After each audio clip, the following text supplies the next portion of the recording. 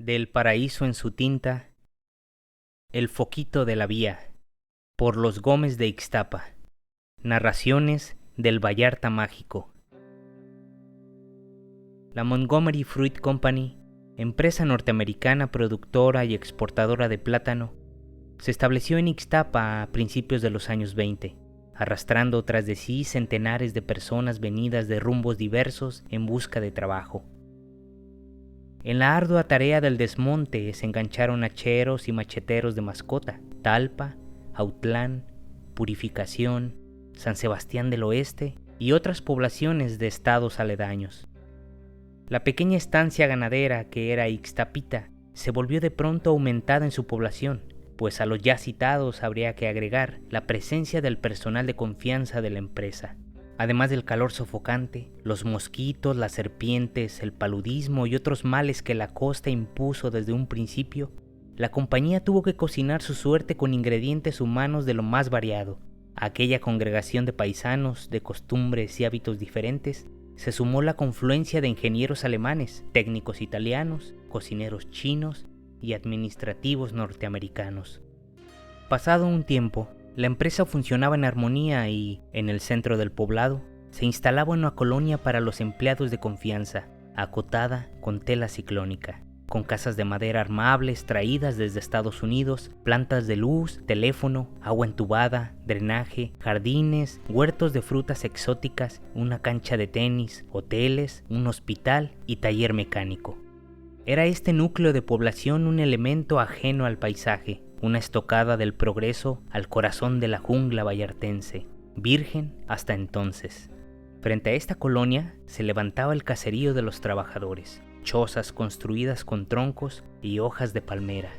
Un trencito briago de contento serpenteaba su vía férrea, azuzado por los rumores de una selva millonaria en pájaros y chicharras. En sus lomos cargaba el plátano desde los confines de las plantaciones hasta Boca de Tomates, donde se embarcaba hacia el extranjero. Entre la multitud de trabajadores que llegaron encandilados por la bonanza de Ixtapita, se encontraba Chencho y Chano, hijos desbalagados de una comunidad indígena de la Sierra del Nayar. Los aborígenes cayeron en gracia al administrador, Mr. Silloway, quien recomendó al mayordomo les acomodara en liviana actividad. Así pues, ambos fueron a desempeñarse como guardavías, cada cual por separado, en el tramo recto comprendido entre la Boca de Tomates y el poblado de Ixtapa.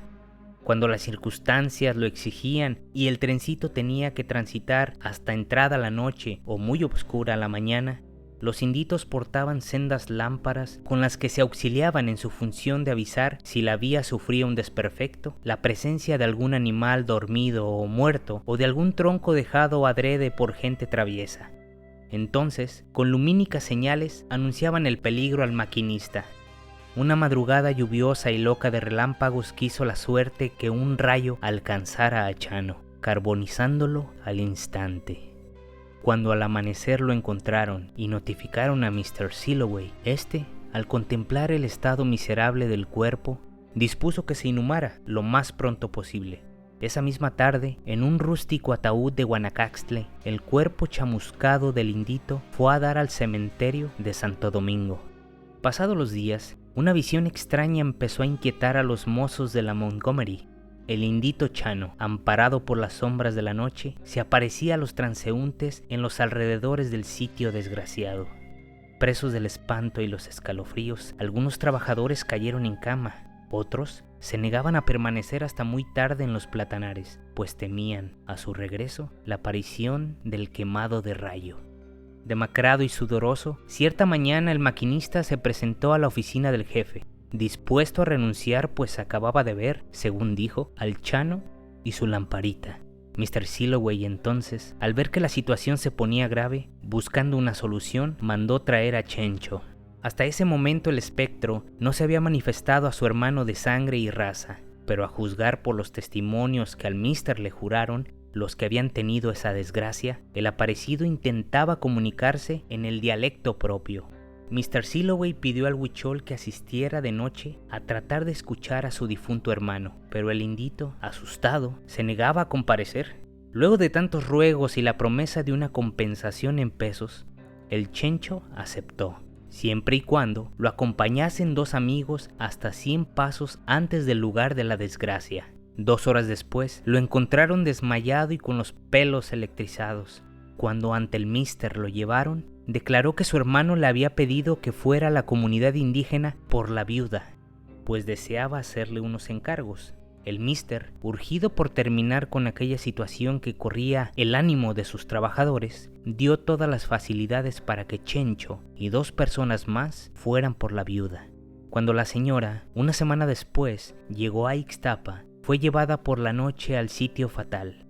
Otro día, muy de mañana, como se había convenido, Mr. Silloway visitó la choza donde la viuda y el cuñado lo esperaban. La señora, mediante triangulación de intérpretes, dio a entender al administrador que su esposo le había hecho algunos encargos familiares.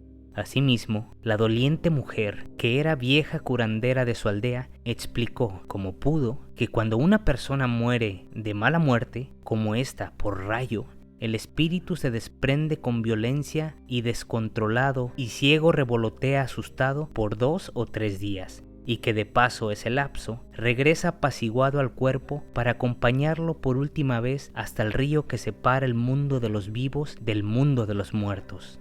Por eso, cuando entre nosotros, dijo, esto sucede, velamos en el lugar mismo de la desgracia el cuerpo por 3 días, para que el espíritu encuentre su aposento y la tranquilidad y ya no se manifieste. Entonces, dijo el mister, vamos a vernos en la necesidad de exhumar el cadáver para que tu marido ya no nos asuste. No, anoche mismo Chencho y yo hemos guiado su espíritu hasta el lugar donde descansa el cuerpo. Pasaron los años y nunca más apareció el fantasma, pero sí la lámpara encendida sobre el callejón de Ixtapa. La compañía Montgomery se retiró a mediados de los años 30.